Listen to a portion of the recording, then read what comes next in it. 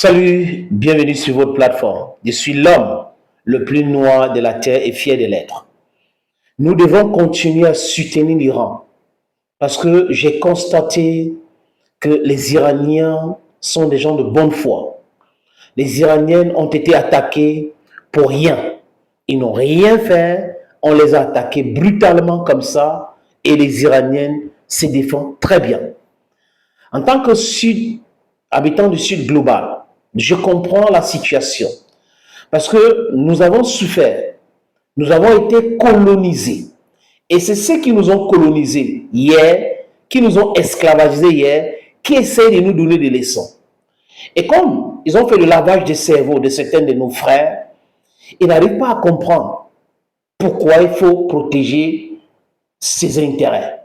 Notre intérêt est la condamnation de tous les actes illégaux perpétrés par les Occidentaux. La France, la Belgique, l'Union européenne, l'OTAN pour globaliser rapidement, les États-Unis d'Amérique et tout autre pays. Mais les amis, sachez une chose, nous sommes en train de gagner une guerre qui les perturbe aussi davantage. C'est la raison pour laquelle ils veulent les guerres, parce que pour eux, les guerres avec les armes conventionnelles tuent beaucoup de personnes et va réduire la population. Ils ont essayé avec multiples façons de pouvoir réduire la population. On ne va pas entrer dans ces débats pour le moment, les amis. L'Iran a démontré quelque chose que nous tous nous devons copier. La résilience, la résistance.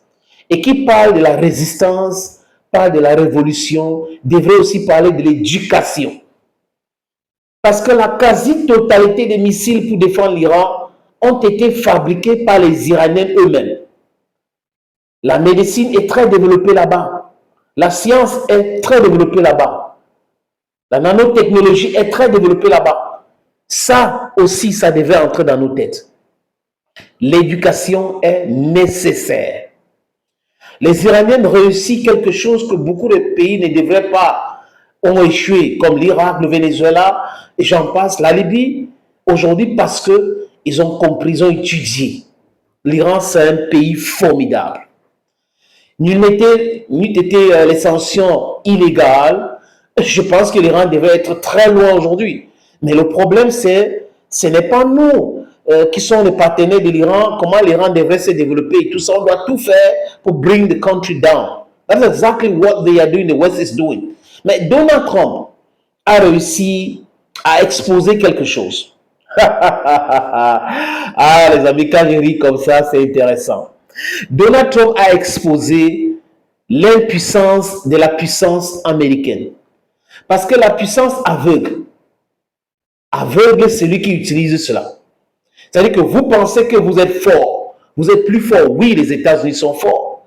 Mais il faut toujours respecter votre adversaire.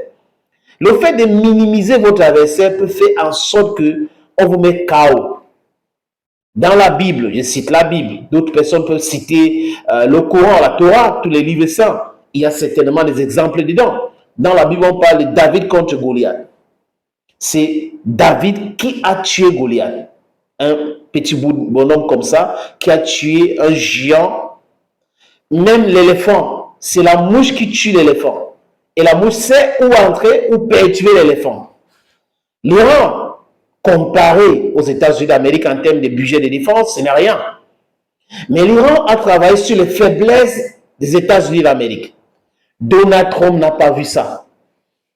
Donald Trump n'a pas vu que sa guerre va transformer à jamais l'économie mondiale.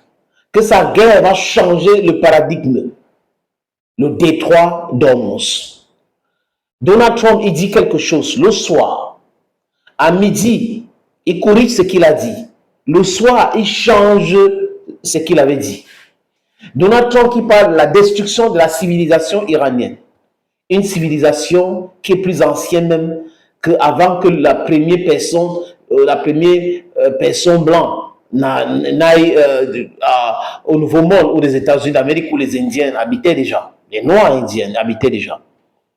Donald Trump a été humilié à maintes reprises. Il essaye de voler l'uranium de l'Iran. Vous vous rappelez de cet épisode? Oh, le pilote, on a sauvé le pilote. Faux et archi faux. Et ils ont voulu voler l'uranium.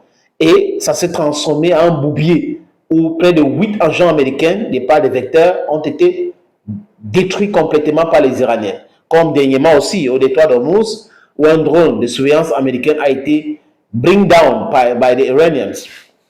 D'ailleurs, le gardien de la révolution communique, et l'agence TASS aussi, qui est une agence de communication iranienne, communique là-dessus. Donald Trump veut libérer le détroit d'Hormuz. Je vais libérer le détroit d'Hormuz, je vais aller là-bas avec les destroyers. La vérité, c'est que les Iraniens ont obligé ces destroyers-là de rebroucher le chemin, de rentrer. Parce qu'il y avait les drones, les missiles que les Iraniens ont envoyés. Et là, tout ça pour ça, parce que c'est seulement 2 ou 3 bateaux qui ont réussi à traverser. Et c'est coûteux. Et coûteux aussi parce que l'Arabie Saoudite avait dit aux Américains, nous ne voulons pas que vous utilisiez notre espace aérien pour attaquer l'Iran. La base militaire de Prince Sultan était interdite aux Américains. Donald Trump a pris son téléphone, il a appelé Ben Salman. Ben Salman lui a dit, non monsieur, mais ça se respecte entre dirigeants.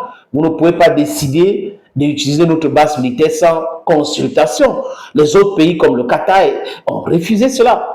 Et les Émirats arabes unis ont été punis parce que c'est poche, parce que les Américains font tout pour mettre ce pays-là en danger.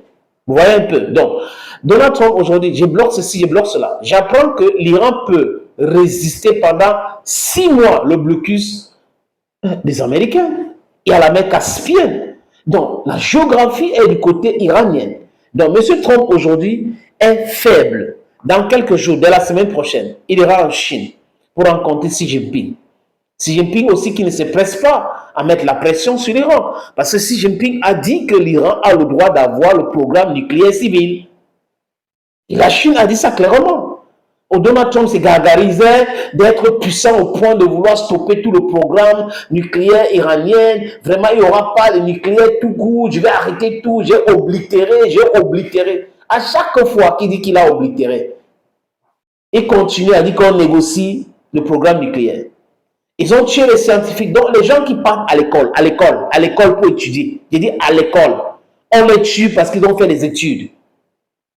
On les tue. Mais ils oublient qu'on ne peut pas. L'Iran produit autant d'ingénieurs chaque année. Donc, l'Iran, c'est un grand pays. Et ils sont des gens de parole. Quand ils disent quelque chose, ils font exactement ce qu'ils ont dit qu'ils vont faire. Pour le moment, je les compare avec les Russes, qui disent un, ils font un. Ce n'est pas comme nos amis occidentaux qui vont dire quelque chose et produire autre chose. Bon, that's how I look at them, and that's how they do their thing. So, les amis, ce que l'Iran a fait, c'est de donner une bonne leçon à Donald Trump. Tout le monde aujourd'hui, même aux États-Unis, savent que M. Trump est un mythomane. Et ça, c'est grâce à l'Iran aussi, en grande partie. L'Iran a détruit le mythe de l'entité qui est puissant, qui peut attaquer tout le monde au Moyen-Orient. L'Iran a détruit ça complètement. L'Iran a éliminé autant de généraux de l'entité. Le premier ministre de l'entité, il a dit qu'il est au sous-sol maintenant, il est comme le rat. Il se cache, il ne peut pas se montrer. C'est de ça qu'il est question. L'Iran doit se défendre et l'Iran a eu raison de se défendre.